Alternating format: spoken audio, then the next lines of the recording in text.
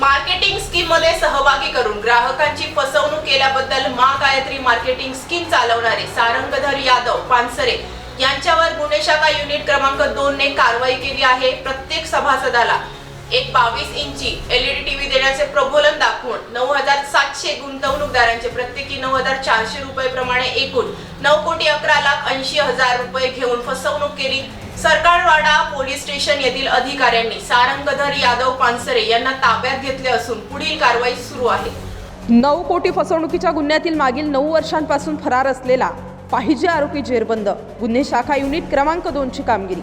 फिर्यादी व साक्षीदारांना माँ गायत्री मार्केटिंग स्कीममध्ये सहभागी करून घेऊन त्यांना नमूद स्कीममध्ये दरमहा पैसे भरण्यास भाग पाडून प्रत्येक सभासदाला एक 22 इंची LED टीव्ही देण्याचे प्रलोभन दाखवून प्रत्येक गुंतवणूकदारांचे 15 महिन्याचे अंतिम 9,400 रुपयांच्या मोबदल्यात संस्थेच्या माहिती पुस्तकात नमूद केल्याप्रमाणे त्यांनी गुंतवणूक केलेली रक्कम अगर 22 इंची LED टीव्ही न देता एकूण 9,700 गुंतवणूकदारांचे प्रत्येकी 9,400 रुपये प्रमाणे याप्रमाणे 9,11,80,000 रुपये घेऊन फसवणूक करून सदर रकमेचा अपहार विश्वासघात केला म्हणून आरोपीविरुद्ध सरकारवाडा पोलीस स्टेशन येथे सरकारवाडा पोलीस ठाणे येथे गुन्हा दाखल असून सदर गुन्ह्याचा तपास आर्थिक गुन्हे शाखा करीत आहे।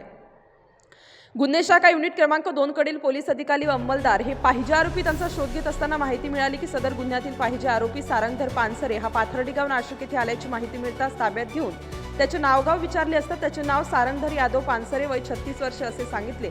सदर गुन्ह्याच्या अनुषंगाने विचारपूस केली असता त्याने गुन्हा केल्याची कबुली दिल्याने त्यास पुढील कारवाई कामी सिव्हिल हॉस्पिटल नाशिक येथे वैद्यकीय तपासणी करून पुढील तपासाकामी आर्थिक गुन्हे शाखा नाशिक शहर यांच्या ताब्यात दिली आहे।